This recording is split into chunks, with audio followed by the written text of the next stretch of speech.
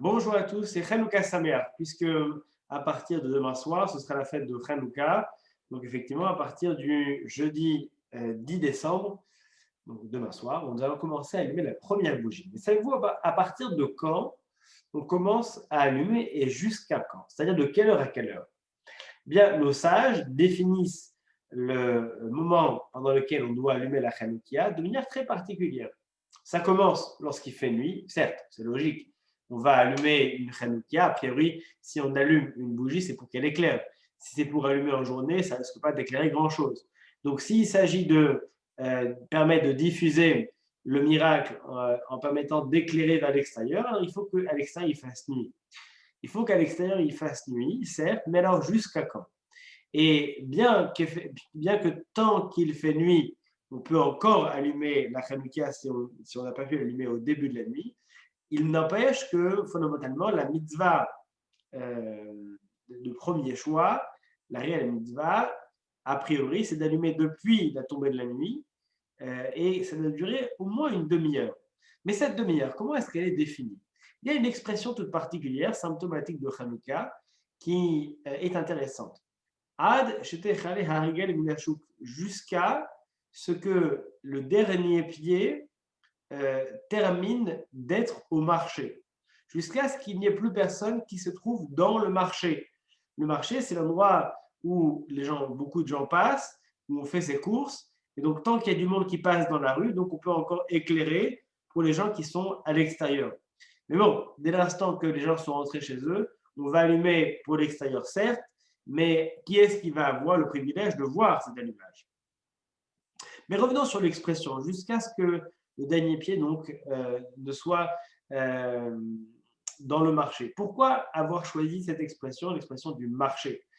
Le Maharal de Prague explique que cet endroit, le marché, c'est le lieu où on fait ses achats. Et il y a effectivement un rapport, il y aurait un rapport en tout cas, entre la nécessité d'allumer, d'éclairer les gens et le rapport à la consommation. On est parfaitement capable de comprendre cette idée, ce concept, puisque nous traversons une époque, l'époque que nous vivons dans l'année actuellement, où les offres commerciales s'enchaînent. On a eu le Black Friday aux États-Unis, puis maintenant on l'a en France. On a eu le Cyber Monday, on va avoir les promotions de fin d'année, les promotions des fêtes, donc, et ensuite, on va voir le 31 décembre, le 25 décembre, on va avoir des occasions d'avoir de plus en plus de concurrence d'offres qui vont nous pousser à la consommation. Et c'est justement par rapport à cela, alors peut-être que lorsque le Marat de Prague écrit cela au XVIe, XVIIe siècle, la société de consommation n'était pas aussi développée, mais c'est justement ça son génie, de se dire que oui, on a besoin d'éclairer lorsque les gens se trouvent encore dans le marché. Une personne qui, une personne qui passe son temps dans les marchés, c'est-à-dire se plonge dans la société de consommation, est une personne qui risque peut-être plus d'être happée par cette forme d'obscurantisme qui a fait disparaître le judaïsme, qui est la société environnante, c'est-à-dire lorsque on est à ce point happé par les normes de la société qui nous entoure, on est à ce point dépendant des modes qui s'enchaînent, au point où on va passer sa vie. Alors à l'époque, c'était le marché, mais aujourd'hui, on pourrait dire les grands magasins. C'est la même idée, de passer son temps dans les grands magasins pour pouvoir être aux dernières normes, c'est-à-dire aux derniers standards, pouvoir être parfaitement intégré à la société. Eh bien, peut-être que justement, l'allumage de la Hanouka, c'est une critique douce de ce besoin, de ce désir d'être en permanence à la pointe de l'intégration dans la société. C'est une excellente chose que d'être intégré, ça nous permet de pouvoir vivre en cohérence, en harmonie avec ce qui nous entoure, mais ça ne doit pas pour autant être fait au détriment de notre tradition.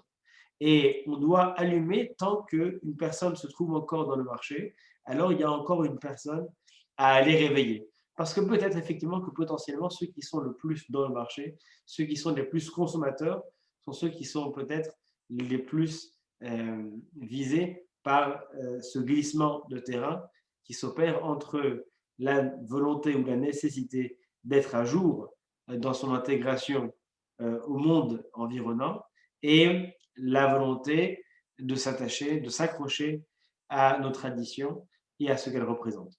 Fête de Hanouka, quelque part, c'est peut-être une nouvelle façon de le voir, base la manière d'allumer la Hanoukia, l'essence de son allumage, sur également un rapport à la consommation, à notre société. Puisqu'à l'époque de Hanouka, c'était les Hashmonaïm, c'était les Asmonéens qui avaient combattu pour sauvegarder le peuple d'Israël de son assimilation. Aujourd'hui aussi, notre devoir est de toujours avoir suffisamment de recul pour rester maître de sa consommation et de ne pas céder à une société qui nous happe, nous intègre, voire nous assimile. Chag Sameach à tous, passez une bonne fête de Hanouka. Ce soir, n'oubliez pas, il y a la conférence donnée par 3 rabbins, une discussion rabbinique autour d'un conseil pour vaincre l'obscurité, avec le rabbin Dov Elbez, qui officie à Saint-Mandé à Paris, et le rabbin Michael Gabaye, qui officie à Charenton, également en région parisienne. Excellente fête de Hanouka à tous et à très bientôt pour les offices. Venez, on vous attend et on vous aime. Shabbat Shalom.